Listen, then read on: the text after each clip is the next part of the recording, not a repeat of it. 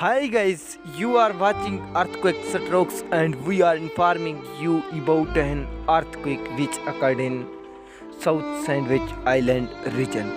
Today 16 February 2022, an earthquake hits South Sandwich Island region. According to United States Geological Survey and European Mediterranean Seismological Center, its magnitude was 5.5.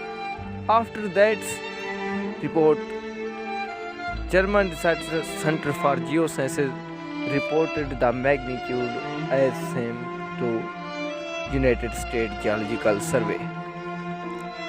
And it was in the morning, according to local time, it was at 5 p.m. Thanks for watching. Goodbye till next video.